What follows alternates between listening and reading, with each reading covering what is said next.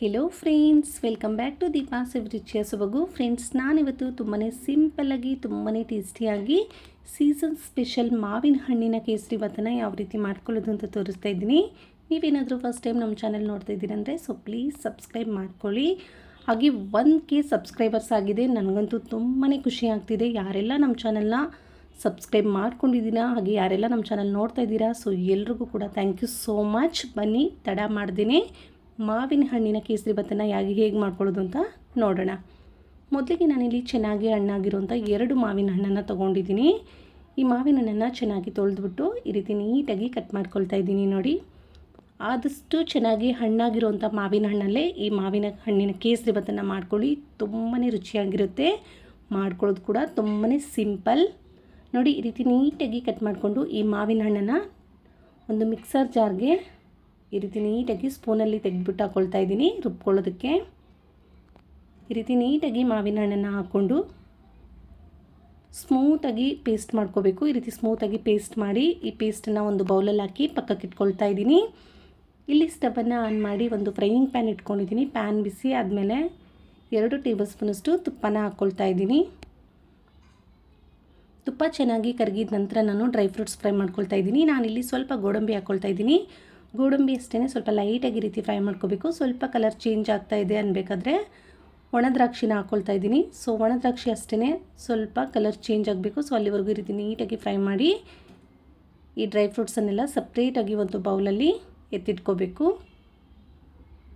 ಈ ರೀತಿ ನೀಟಾಗಿ ಎತ್ತಿಟ್ಕೊಂಡು ಅದೇ ತುಪ್ಪದಲ್ಲಿ ನಾನು 1 ಕಪ್ ಆಗುವಷ್ಟು ಮೀಡಿಯಮ್ ರವೆ ಅಥವಾ ಸೂಜಿ ರವೆ ಏನು ಹೇಳ್ತೀವಿ, ಆ ರವೆನ ಹಾಕ್ಕೊಂಡು ಚೆನ್ನಾಗಿ ರೀತಿ ನೀಟಾಗಿ ಹುರ್ಕೋಬೇಕಾಗುತ್ತೆ. ನೋಡಿ, ಲೋ ಫ್ಲೇಮಲ್ಲೇ ಇಟ್ಕೊಂಡು ಈ ರೀತಿ ನೀಟಾಗಿ ಸ್ವಲ್ಪ ಫ್ರೈ ಮಾಡಿ ನಂತರ ನಾನು 2 ಲವಂಗ ಹಾಕ್ಕೊಳ್ತಾ ಇದ್ದೀನಿ ಫ್ಲೇವರ್ಗೋಸ್ಕರ ಅಷ್ಟೇ.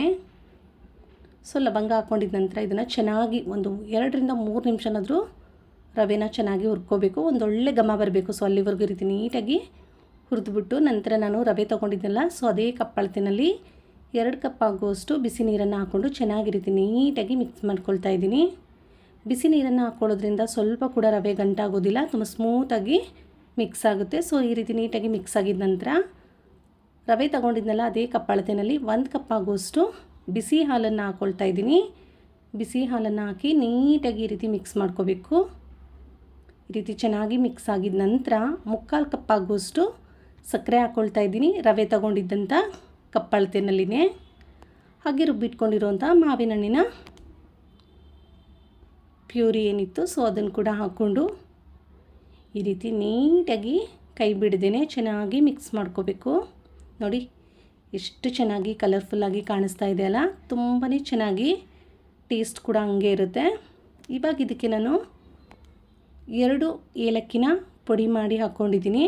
ಹಾಗೆಯೇ ಫ್ರೈ ಮಾಡಿಟ್ಕೊಂಡಿರೋಂಥ ಡ್ರೈ ಫ್ರೂಟ್ಸನ್ನು ಕೂಡ ಹಾಕ್ಕೊಂಡು ಈ ರೀತಿ ಚೆನ್ನಾಗಿ ಮಿಕ್ಸ್ ಮಾಡ್ಕೋಬೇಕು. ಈ ರೀತಿ ಮಿಕ್ಸ್ ಮಾಡಿಕೊಂಡು ಒಂದು 2 ನಿಮಿಷ ಲೋ ಫ್ಲೇಮಲ್ಲಿನೇ ಲಿಡ್ಡನ್ನು ಕ್ಲೋಸ್ ಮಾಡಿ ಚೆನ್ನಾಗಿ ರೀತಿ ರವೆನ ಅಳ್ಳೋದಕ್ಕೆ ಬಿಡಬೇಕಾಗುತ್ತೆ. ನೋಡಿ, ಎಷ್ಟು ಚೆನ್ನಾಗಿ ರೆಡಿಯಾಗಿದೆ ಅಲ್ವಾ ಈ ಮಾವಿನ ಹಣ್ಣಿನ ಕೇಸರಿ ಭಾತು. ಟೇಸ್ಟ್ ಕೂಡ ಅಷ್ಟೇ ಚೆನ್ನಾಗಿರುತ್ತೆ. ನೋಡೋಕ್ಕೆ ಎಷ್ಟು ಚೆನ್ನಾಗಿದೆಯೋ, ಟೇಸ್ಟು ಬೊಂಬಟ್ಟಾಗಿರುತ್ತೆ. ಮಿಸ್ ಮಾಡ್ದೇನೆ ಈ ಒಂದು ರೆಸಿಪಿನ ಟ್ರೈ ಮಾಡಿ ಫ್ರೆಂಡ್ಸ್.